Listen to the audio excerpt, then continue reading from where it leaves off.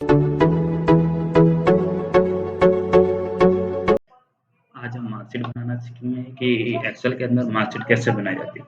जैसे कि मैंने एक्सेल की शीट में कुछ डाटा ले रखा है जिसमें हमने नेम का कॉलम बना रखा है, जेंडर का बना रखा है, मैथ, इंग्लिश, हिंदी और फिजिक्स, केमिस्ट्री। अगर आपके पास और भी सब्जेक्ट है और आप सब्जेक्ट ऐड कर सकते हो।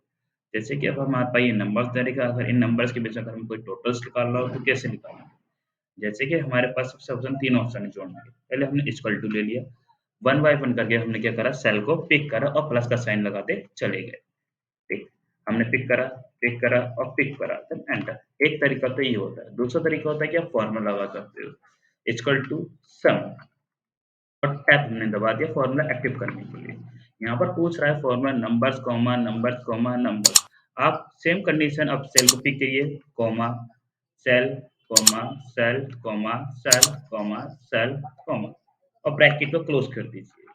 एक तरीका तो ये होता है, दूसरा तरीका ये होता है कि आप दोबारा सम का फॉर्मूला लगाइए और रेंज को पिक कर सकते हो। रेंज मतलब क्या होगा, जितना डाटा आप जोड़ना चाहते हो उतने पार्ट को आप सिलेक्ट कर दोगे और सिलेक्ट करने के बाद आपका उतना डाटा आपको ईज़ी से मिल जाएगा।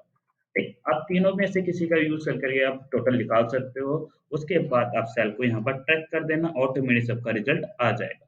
अब आता है परसेंटेज। परसेंटेज का कोई फॉर्मूला नहीं होता। जैसे कि आपके पास कोई नंबर्स दे रखे हैं और नंबर के टोटल्स को डिवाइड करके इंटू 100 कर दोगे तो हमारे पास परसेंटेज आ जाएगा।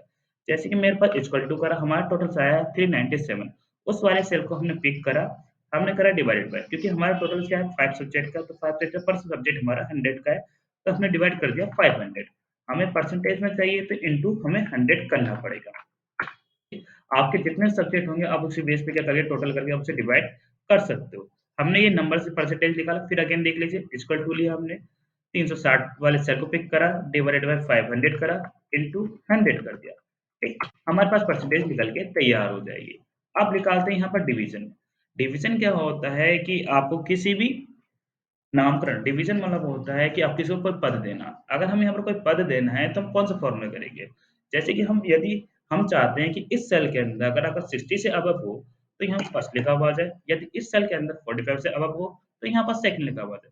यदि यहाँ पर 33 हो तो यहाँ पर थर्ड लिखा हुआ हो जाए। मतलब वन टाइम हम 3 फॉर्मूला का यूज़ करके यहाँ पर हम रिजल्ट निकाल सकते हैं। यदि को हम जैसे कि हम इंग्लिश में बोलते हैं इक्वल टू इफ। इफ का फॉर्मूला लगाया। इफ का फॉर्मूला 3 कंडीशन के बेस पे काम करता है। एक लॉजिक, ट्रू और फॉल्स। लॉजिक मतलब होता है जो आप सोच रहे हो और जो सोच रहे हो उसे आप क्या नाम देना चाहते हो वो ट्रू होगा और जो नाम नहीं आप देना चाहते वो फॉल्स होगा।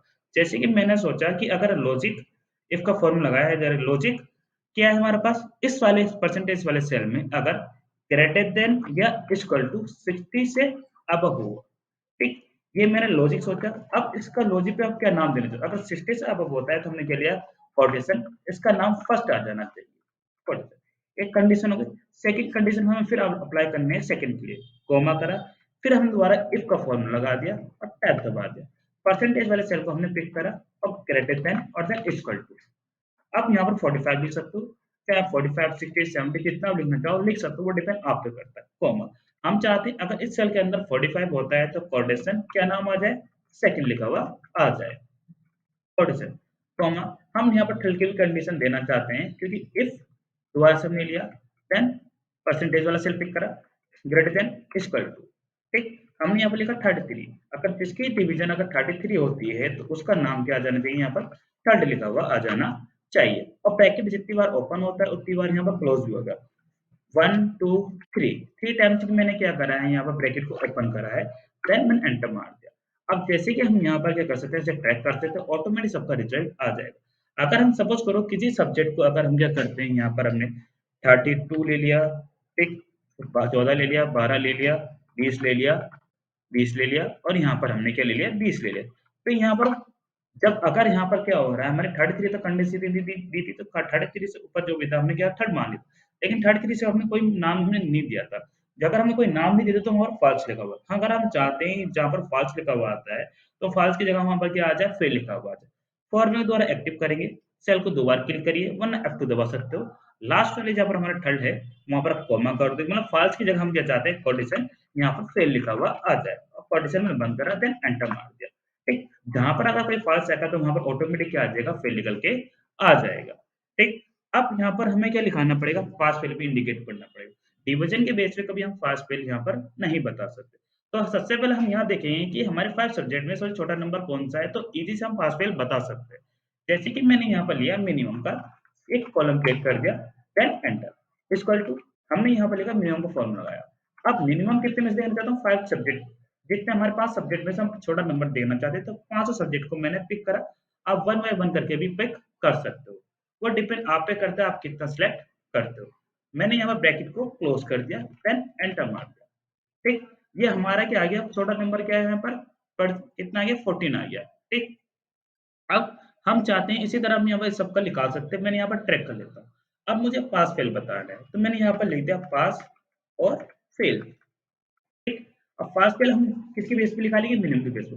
अगर मिनिमम के सेल में अगर 33 से नीचे होगा तो हम उसे फेल मान लेंगे, अगर 33 से ऊपर होगा तो हम उसे फेल मान लेंगे। तो यदि को इंग्लिश में क्या बोलते हैं इक्वल टू इफ यदि मिनिमम के सेल में ग्रेटर देन इक्वल टू अगर हमारा 33 होता है कॉमा उसका क्या नाम आ जाना चाहिए पास लिखा हुआ आ जाना चाहिए कॉमा कोटेशन वरना यहाँ पर फेल हो जाना चाहिए। कोटेशन ब्रैकेट को क्लोज कर देते हैं एंटर। ठीक, अब इसे हमने क्या कर दिया ट्रैक। अब इसी से हम पास फेल बता सकते हैं। अगर हम मैनुअली लिखेंगे तो बहुत टाइम लग सकता है।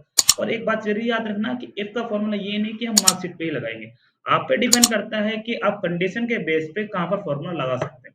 जो आप सोचोगे उसी बेस पे हमारा फॉर्मूला एक्टिव हो जाएगा। आज का टॉपिक यही समाप्त होता है।